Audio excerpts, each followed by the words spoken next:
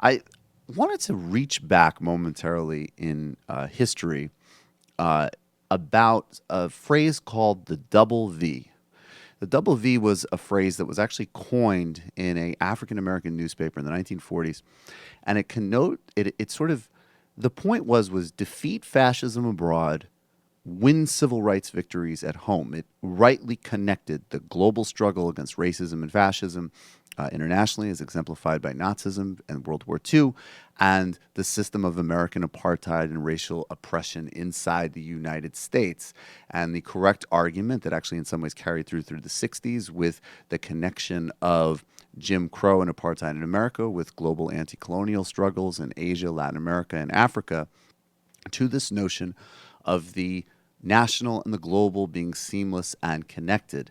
I thought of this inspiring legacy during this hilarious, depressing, dispiriting, but actually all too familiar speech. Now, everybody is probably going to remember this one specific moment, which encapsulates Trump perfectly because it's this fusion of inadvertently hilarious and, of course, grotesquely dangerous. Let's just play this moment for a second from today's address to the United Nations by Trump. No nation on earth has an interest in seeing this band of criminals arm itself with nuclear weapons and missiles. The United States has great strength and patience, but if it is forced to defend itself or its allies, we will have no choice but to totally destroy North Korea. Rocket Man is on a suicide mission for himself and for his regime. The United States is ready, willing, and able, but hopefully this will not be necessary. That's what the United Nations is all about. That's what the United Nations is for. Actually, theoretically, the United Nations is not all about the head of the world's only remaining superpower threatening war crimes to a small country during a UN address. Destroy an entire place, of course, means massive death and destruction. That was a somewhat distinct note in the president's address. But the other themes were very reflective, and you saw this in the comfort and the praise that he received from the likes of Mitt Romney. He pointed out that the United States, of course, pays far too much of the UN bill and all these other typical Republican tropes. And even Trump found time to criticize the United Nations for having human rights abusers on its Human Rights Council, which is, of course, a valid criticism, if only, except, of course, the United States is a global human rights abuser itself. And this speech made me think of this sort of inverse of the double V that we've been living under since, in fact, the time of that phrase and accelerating from the 1960s and post-World War II onward.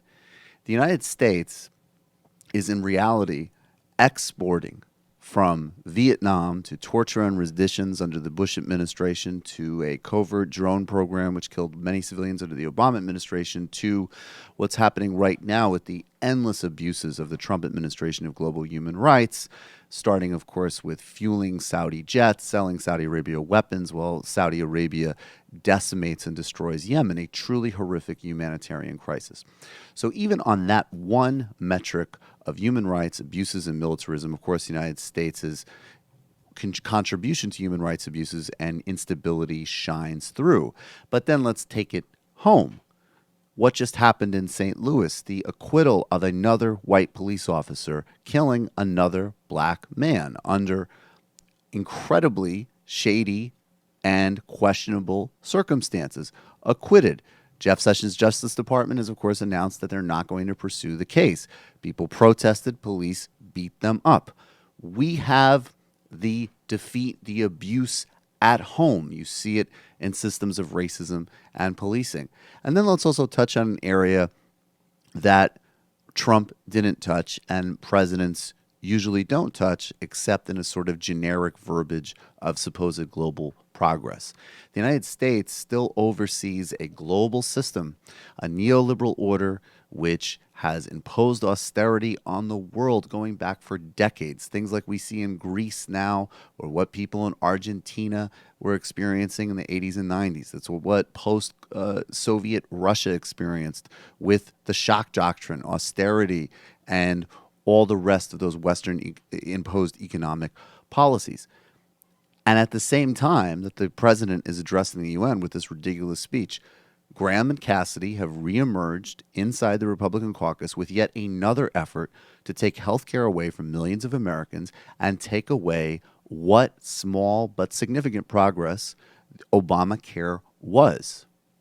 We're not achieving double V's. We're facing double defeat, double abuse, and the things that happen overseas, whether it's our militarism or imperialism, exists at home in systems of racism and policing, and our neoliberal economic order is also being even further enforced at home over the past couple of decades, because in reality, plutocrats and those that fund the Republican agenda know that this is a game of pure distribution and, in fact, class warfare, and they're committed to winning it.